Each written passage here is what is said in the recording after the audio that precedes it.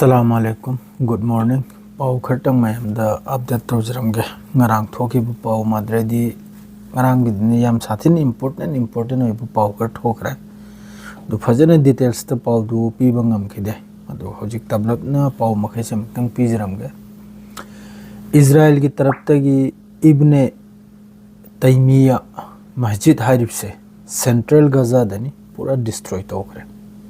Israel ki taraf ta gi तलब ने इन पाव सारा कदर से मैं हमारा वीडियो आदे याम साथे नुआते मागी वीडियो से जो मचा आम खक्तंग साइड दुम चलल गे मस्जिद ने इब्न तैमिया हारिब से याम फजखरब याम न साउरो मस्जिद ने सेंट्रल गजा दा अदरेदी सोमदना बु तेन इंपोर्टेंट ओइबा ngaraंगी कतर दा इजराइल की तरफ तगी स्ट्राइक तो असिदा हारिसी यूके की फ्यूल टैंकर अमना कतर दगी पाइखटलेगा हौजिकी इजराइल की जेट फाइटर से फ्यूल तौरगा अमक्का साइगी टैंकर से फ्लाइट से अमक्का कतर द लेन होइबगी वानी मानसिदि इरिसे अदोइदि कतर द अरांग स्ट्राइक तौबसिदा लोइना याव यूके सो अमेरिका सो लोइना खंगना अदुगी सो पावई दु मखादा तरत लाइरके माद्रे दी सोम द थॉमस केट हारिसिना मान हारिसिना बु इजराइल दगी पायरग जेट फाइटर से जॉर्डन हारी महाकी एयर स्पेस सीजन दे आइना कतर सिदा स्ट्राइक तो बसिदा हजिक सोम द मक्का इजराइल सोर्स दगी रिपोर्ट नि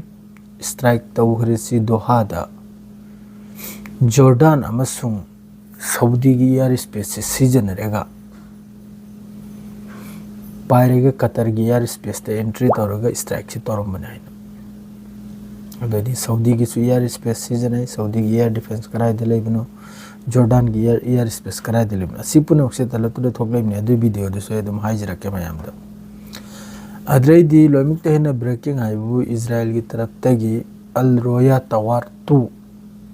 असिजु गाजा सिटी दने मासे सु पूरा वीडियो से मैं साम खप्तंग नप सरके करेगुंबा कॉपीराइट करा लाकन है की नैना नपचने अदो सिकुंबा टावर से गजा मनुंद सिकुंबा लेरबा बिल्डिंग सिकुंबा अखोगी चाउरबा अखोगी रेसिडेंशियल एरिया असि पुनमक से पूरा इजराइल की तरफ तगी हुजिक डिस्ट्रॉय तौदन लाइनि मखा ताना अदरेदी मेन पाउद लागे ngaraंगी स्ट्राइक सिदा ngaraंगी कतर की दोहा दा स्ट्राइक से अखोगी रेसिडेंशियल पूरा मिसम लेफम दा मी लेफम दा हाइबतारे मी लेफम दनी असिदा हमास की मखोगी लीडर मखैगा हौजिकी सीजफायर से असिगी मरम द वारी सानरमना अमेरिका की तरफ तगी लांग सीजफायर ने हौजिकी गाजा मनुंग द सीजफायर से ओइबगी तौबगी अखोगी चर्चा तौनबा हाइनबा हमेशा कतर द मयाम सु खंगिमनी हौजिकी हमास के सी मखोई से लानमी नते हमास की पॉलिटिकल मखोई मखै से कम तौरगा पॉलिटिकल वारी सानबा पॉलिटिक्स मौंग वारी सानरेगा अखोगी सरकारी हाइसिरे करे हाइसिगी मयाम ना दुम खंगो अदुगुम मियोय ngang तनाव मखोई मखै से लोइमक से सिखबे मतुंग द हौजिकी मखोगी खलील कर हर से मखोई सिना मकोक चिंगना हौजिक लान लांग लेपा मा गाजा अमसुंग फिलिस्तीन की मखोई सिन वारी से सानदना चलिम ना गाजा सिगी मकोक चिंगना अदो सिपुन मक्सी ट्रम्प गा अखोगी सीजफायर की दमक चर्चा तौबगी बैठक तौनरंगै कांदा हमला से तौबनी असिदा मखोई के साइगी लीडर से मकोक चिंग बसे असि कसु तौद्रे अदुमकपु कतर की अखोगी सिक्योरिटी अमखक्का मियोय तरुक अमगा मफम दुदा शहीद ओय मदु कोंगाय एमसो जि मखा ताबा दुम अतैसु सिब खोतपगी करे दु यामना चावरबो स्ट्राइक नि खरमना हाइरि अखोगी तरारक तराने थोइरक अखोगी ब्लास्ट ओइबगी मखुल लाई दुगुम मफम दुदाइना सिगुम पाउसे अदुम थोगले याबो माद्रे दी कतर की तरफ तक सिगी वफम सी जीसीसी कंट्री ओइगेरा माद्रे दी यूएन ओइगेरा माद्रे दी मखोगी अरब लीग ओइगेरा अमा लोइमक लोइमक्ना कंडेम तौरई मसिदा ईरान की तरफ ते हरिसिनबु अदुगी मतुंग दसो मक इजराइल ना स्टेटमेंट हम पिरे यामना चौखत्तब स्टेटमेंट हाबदुबो अदुगुंबे स्टेटमेंट दु पिरकपै मतुंग दसो इस्लामिक कंट्री मखैसि लोइन तुमिने लैरिमनि सी मिडिल ईस्ट की वार्निंग ने मखोइना हाबा मिडिल ईस्ट ते लैरिबो मखैसि की वार्निंग ने इजराइल की तरफ ते हरिसे इजराइल की मियो मखकना हारिमनि असि वाफम से अदो सिपुम पुनमक्सी लोइमक्ना कंडेम तौरई लैरिबा कंट्री पुनमक्ना बस मखोई गिसे तुर्की माद्रेदि ईरान ना अफवा ईरान ना हारे हौजिक सुमतम लैरे इस्लामिक कंट्री मगै अमत ओइरगा सिकुंबा स्टेट टेररिज्म तौरिसे असिगी मथक्ता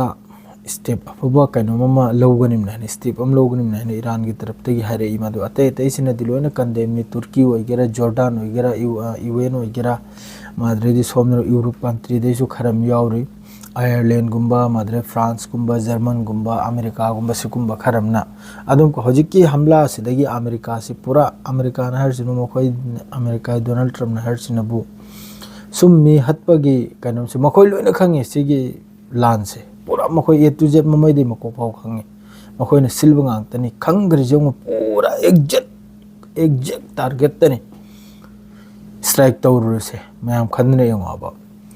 अदो हजिक कतर की तरफ तक हारी असिगी सोइदमक्की लमन खुमगनायनो अदो करी मोंग दो खुमलकपनो यंगसी मैम पुनमक मदो लोइमक्नादि कंडेम तौखरे इजराइल चु मदो करी हजिक मोंग की मखाज चत्रपनो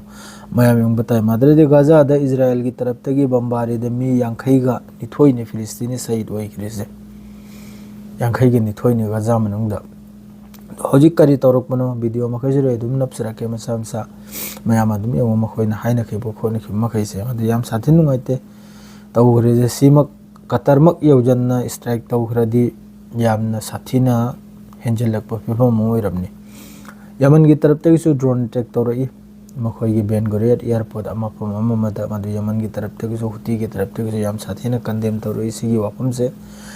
अदो हजु फाउदी सी खक्तनी मयाम ngaraang matam sana sigi paw sei pibu ngam hodra thabuk masam chinra dunani mado haju makha taba dum sigi paw sigi details to dum thoklei me dum pirakke